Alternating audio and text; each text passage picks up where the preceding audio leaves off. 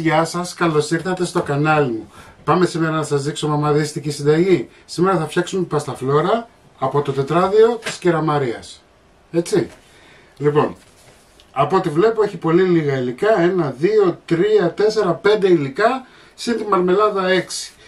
Μην ξεχνάτε να κάνετε κοινοποίηση στα βίντεο μου, να κάνετε γραφούλα στο κανάλι μου. Οτιδήποτε χρειάζεται μπορείτε να έρθετε στην ομάδα μας Μαγειρικές Απολαύσεις στο Facebook.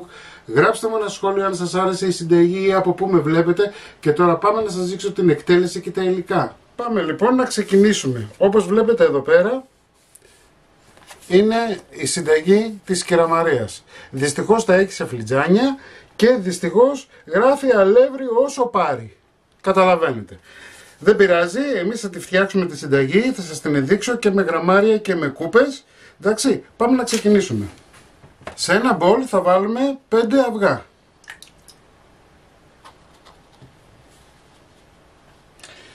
Θα βάλουμε 2 φλιτζάνια ζάχαρη.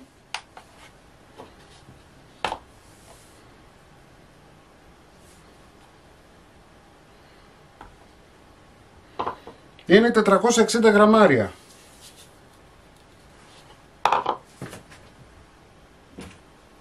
Ανακατεύουμε.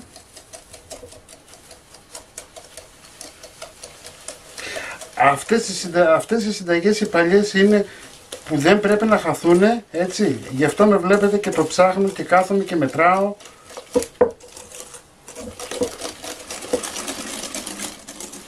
Ωραία. Λοιπόν, θα βάλουμε 2 βανίλιες. Δεν τις έχει συνταγή μέσα, τις βάζω εγώ. Λίγη κανέλα. Μισό κουταλάκι του γλυκού. Η συνταγή λέει 2,5 φλιτζάνια λάδι. 2,5 φλιτζάνια λάδι. Τα έχω μετρήσει εγώ, έτσι. Έχω βάλει ανάμεικτο και ελαιόλαδο και σπορέλαιο. Μπορείτε να βάλετε μόνο ελαιόλαδο ή μπορείτε να βάλετε μόνο σπορέλαιο. Είναι 500 γραμμάρια. Και πολύ απλά επειδή την ερώτησα, της λέω τι συνταγή είναι αυτή. Μου λέει είναι για τα μελομακάρονα. Είναι σαν τα μελομακάρονα, μόνο που δεν βάζουμε, μου λέει, αυγά εκεί. Λοιπόν, ανακατεύουμε. Λοιπόν, λίγη κανέλα, 5 αυγά τα βάλαμε, ένα πορτοκάλι, θέλει ξύσμα και το χυμό. Από ένα πορτοκάλι. Μου λέει είναι αρκετά μεγάλη, είναι για 30 ταψί. Πάμε τώρα να πάρουμε και το χυμό του.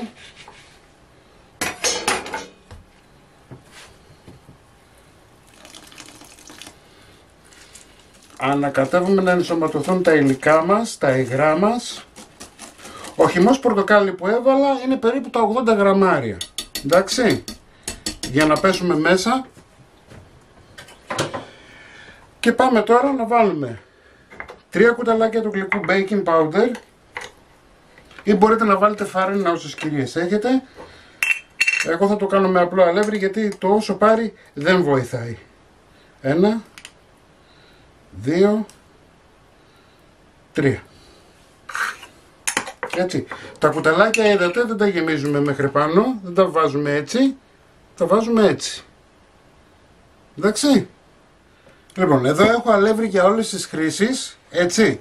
Εγώ έχω υπολογίσει περίπου τα γλυκά, θέλω να δω αν θα πέσω μέσα. Εδώ είναι 800 γραμμάρια, η κάθε κούπα, το κάθε φλιτζάνι είναι 150 γραμμάρια αλεύρι. Εντάξει. Οπότε ξεκινάω. Να δω αν έχω πέσει μέσα, στο όσο πάρει.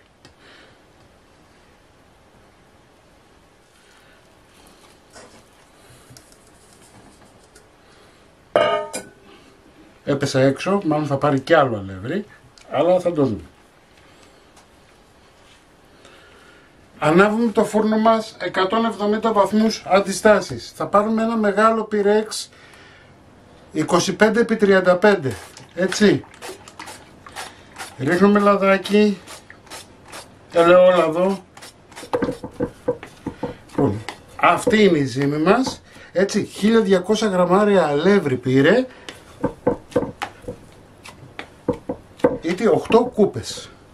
Λοιπόν, θα πάρουμε τώρα από τη ζύμη. Θα βάλω μέσα στο ταψί μου. Θα το απλώσω. Κοιτάξτε πόσο ωραία πηγαίνει και κάθεται.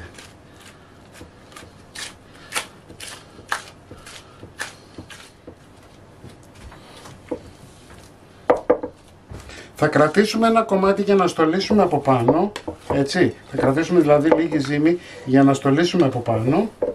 Θα βάλουμε μαρμελάδα, ό,τι μαρμελάδα θέλετε.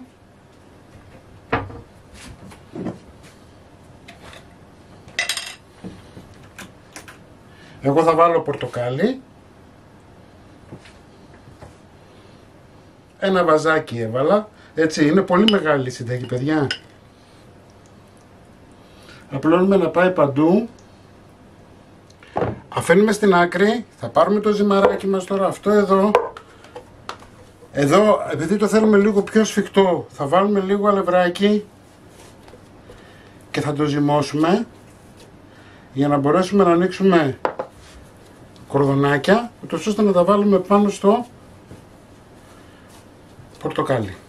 Αφού φέραμε το ζυμαράκι μας εκεί που θέλαμε ώστε να μην κολλάει, παίρνουμε ένα κομματάκι μικρό και ξεκινάμε να κάνουμε κορδονάκια. Ό,τι ζύμη σας έχει περισσέψει, έτσι, μπορείτε να τη χρησιμοποιήσετε να την κάνετε μπισκοτάκια. Δεν χρειάζεται να πεταχτεί. Λοιπόν, πάμε να σας δείξω λιγάκι. Παίρνουμε την πασταφλόρα μας και βάζουμε ένα κορδονάκι ακριβώς στη μέση. Εντάξει, εδώ που είναι το τελείωμά της το κόβουμε. Θα πάρουμε άλλο ένα και θα το βάλουμε εδώ ακριβώς στη μέση. Μπορείτε να βάλετε όσο κορδονάκια θέλετε. Πάρουμε άλλο ένα να το βάλουμε και εδώ ακριβώς στη μέση.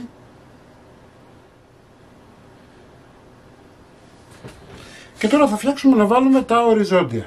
Η πασταφλόρα μας είναι έτοιμη, έτσι. Σας είπα κορδονάκια βάζετε όσα θέλετε. Καλό είναι να βάλετε και ένα περίγραμμα για να μπορέσουν να κουμπίσουν αυτά που έχετε στη μέση, γιατί στο ψήσιμο μπορεί να σας ξεκολλήσουν. Οπότε ένα περίγραμμα να κολλήσει με τα ζυμαράκια είναι μια χαρά. Και αφού είμαστε έτοιμοι, πάμε να ψήσουμε τώρα 170 βαθμούς αντιστάσεις πάνω κάτω.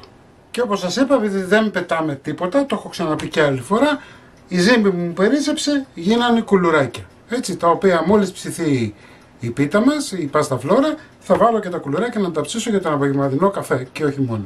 Λοιπόν, τα λέμε σε λιγάκι. Η πασταφλόρα μας είναι έτοιμη. Κοιτάξτε πως έχει γίνει, έχει φουσκώσει. Λοιπόν, χρόνος ψησίματος. Περίπου μία ώρα, 170 αντιστάσεις πάνω κάτω. Και όπως είδατε και πριν, έτοιμα και τα κουλουράκια μας. Εντάξει. 15 λεπτά ψήσιμο, 170 βαθμούς αντιστάσεις πάνω κάτω.